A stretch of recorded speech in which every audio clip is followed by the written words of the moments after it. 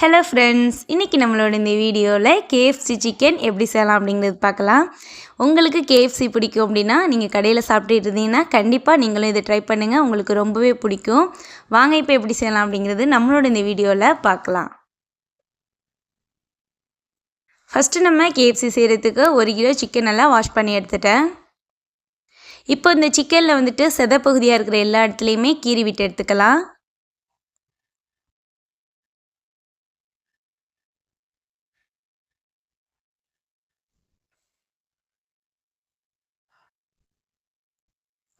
அப்புறம் இந்த போன் இல்லாத சிக்கனில் இது போல் மொத்தமாக இருக்கிறதுல வந்து இது போல் நீளமாக கட் பண்ணி ஸ்லைஸாக எடுத்துகிட்டு அது மறுபடியும் இதில் வந்து கீறி விட்டு எடுத்துக்கோங்க. நல்லா மொறுமொறுன்னு சூப்பராக இருக்கும்.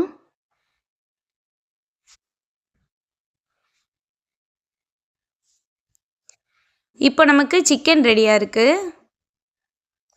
இப்போ இதுக்கு தேவையான பொருட்கள் சேர்த்துடலாம். மஞ்சள் தூள் 1/2 டீஸ்பூன், மிளகாய்த்தூள் 1 டீஸ்பூன், மிளகுத்தூள் 1/2 டீஸ்பூன் சேர்த்துக்கோங்க.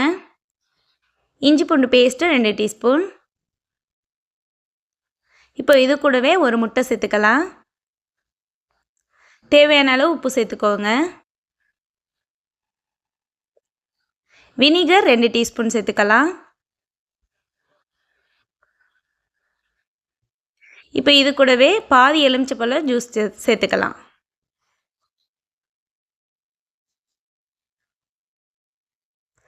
இப்போ இது கூட ஒரு 3/4 கிளாஸ் அளவுக்கு மோர் சேர்த்துக்கோங்க. மோர் இல்லை அப்படின்னா 3 ஸ்பூன் தயிரை நல்லா தண்ணியில் கலக்கி விட்டு இந்த அளவுக்கு சேர்த்துக்கோங்க. நம்ம வந்து மோர் சேர்க்கணும். மோர் இல்லை அப்படின்னா தயிரை வந்து நல்லா தண்ணியில் கலந்து மோர் ஆக்கிட்டு அதுக்கப்புறம் இதில் ஊற்றி நல்லா கலந்து விட்டுருங்க. இப்போ இந்த சிக்கனில் வந்துட்டு நல்லா கலந்து விடணும்.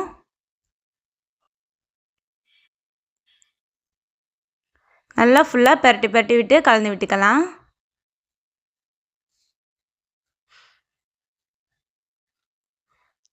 இப்போ இந்த அளவுக்கு வந்து நமக்கு சிக்கன் ஃபுல்லாக அந்த தண்ணியில் வந்துட்டு மூழ்கி இருக்கணும். அது மாதிரி பார்த்துக்கோங்க. ரொம்ப தண்ணி ஆகிடக்கூடாது, அதே போல் பத்தாமல் இருக்கக்கூடாது. இந்த அளவுக்கு இருக்கணும். இப்போ இதை அப்படியே க்ளோஸ் பண்ணி ஃப்ரிட்ஜில் 3 மணி நேரம் வைக்கணும். ஃப்ரீசரில் கிடையாது, ஃப்ரிட்ஜில் 3 மணி நேரம் அப்படியே வச்சிட்டா போதும், நமக்கு ரெடி ஆகிடும்.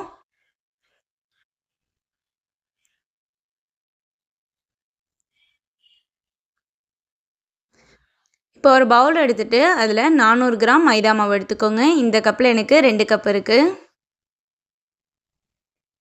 மைதா மாவுக்கு பாதி அளவுக்கு கார்ன்ஃப்ளவர் எடுத்துக்கோங்க. Cornflour 200 gram. இது கூடவே 1 டீஸ்பூன் உப்பு சேர்த்துக்கலாம், தூள் உப்பு. மிளகாய்த்தூள் 1 டீஸ்பூன், மிளகுத்தூள் 1/2 டீஸ்பூன், கரம் மசாலா 1/2 டீஸ்பூன் சேர்த்துக்கோங்க. கொத்தமல்லி தூள் 1/2 டீஸ்பூன்.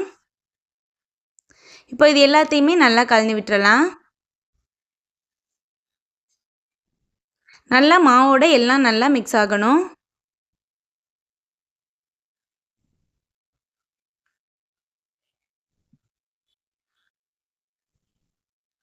நல்லா மிக்ஸ் ஆனதுக்கப்புறம் ரெடியாக எடுத்து வச்சுக்கோங்க இந்த மாவை.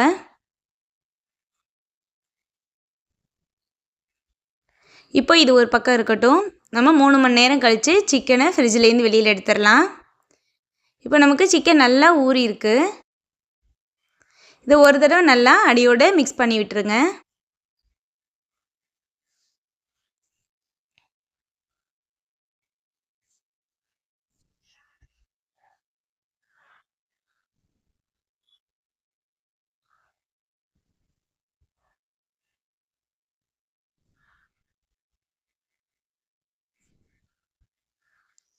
இப்போ ஒரு சிக்கன் பீஸ் எடுத்துகிட்டு தண்ணியை நல்லா இது போல் வடிகட்டிட்டு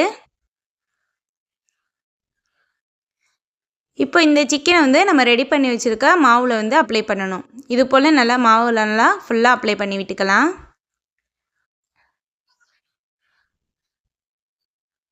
நல்லா நம்ம இந்த கீறி விட்ட பகுதியிலலாம் இந்த மாவு வந்துட்டு அப்ளை பண்ணணும்.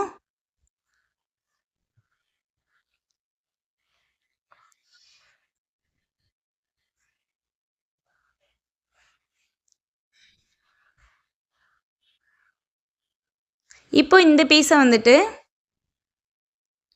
வேறு ஒரு பவுலில் வந்துட்டு நார்மல் வாட்டர் எடுத்து வச்சுருக்கேன். அதில் வந்துட்டு இந்த சிக்கனை லைட்டாக ஒரு 3 தடவை இப்படி திருப்பி திருப்பி விட்டு தண்ணியில் நனைக்கணும். ரொம்ப நேரம் வைக்கக்கூடாது. ஒரு 3 செகண்ட் மட்டும் வச்சா போதும். இப்போ இதில் உள்ள தண்ணியை ஃபுல்லாக அப்படி வடிகட்டிட்டு நமக்கு வந்து மாவு கரையாது. ஜஸ்ட்டு தண்ணியில் நனைச்சிட்டு வெளியில் எடுத்துடணும். அப்புறம் திருப்பி மறுபடியும் மாவில் வந்துட்டு அப்ளை பண்ணணும். இது போல் பண்ணும்போது தான் நமக்கு வந்துட்டு KFC வந்து நல்லா மொறுமொறுன்னு இருக்கும். இந்த டைமில் ஃபுல்லாக எந்த இடத்துலலாம் ஈரம் இருக்கோ அந்த இடத்துல ஃபுல்லாக மாவு அப்ளை பண்ணி விட்டுருங்க. அவ்வளோதான், நமக்கு ரெடி ஆகிடுச்சு. செய்கிறது வந்துட்டு ஈஸி தான், கண்டிப்பாக நீங்கள் ட்ரை பண்ணி பாருங்கள். இப்போ வந்துட்டு தனியாக இதை ஒரு தட்டுக்கு மாற்றி வச்சிடலாம்.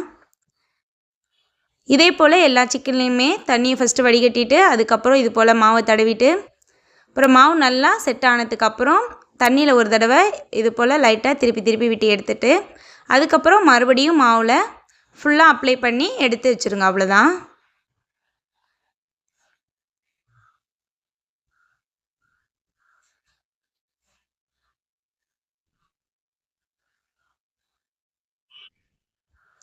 நல்லா அந்த கீறி விட்ட பகுதியிலலாம் மாவு சேர்ந்தால் தான் நல்லா உள்ளேயுமே நல்லா கிறிஸ்பியாக இருக்கும்.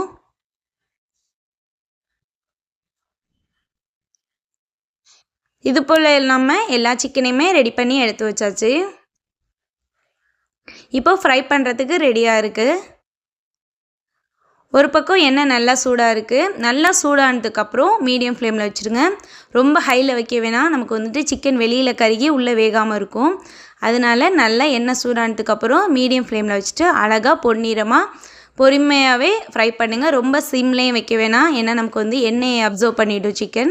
அதனால் அழகாக மீடியம் ஃப்ளேமில் வச்சுட்டு கரெக்டாக ஃப்ரை பண்ணி எடுங்க.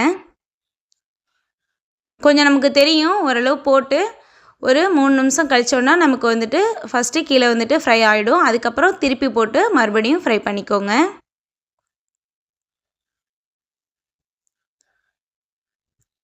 இப்போ திருப்பி போட்டதுக்கப்புறம் அந்த பக்கம் வெந்ததுக்கப்புறம் கொஞ்சம் நேரம் திருப்பி திருப்பி விட்டு நல்லா கோல்டன் கலர் வர வரைக்கும் எண்ணெயிலே போட்டு ஃப்ரை பண்ணுங்கள். லாஸ்ட்டாக நம்ம எண்ணெயிலேருந்து எடுக்கும் போது அடுப்பை வந்துட்டு ஹையில் வச்சுட்டு வெளியில் எடுத்துருங்க. அப்போ தான் வந்துட்டு நமக்கு எண்ணெய் ஃபுல்லாக வெளியாகும்.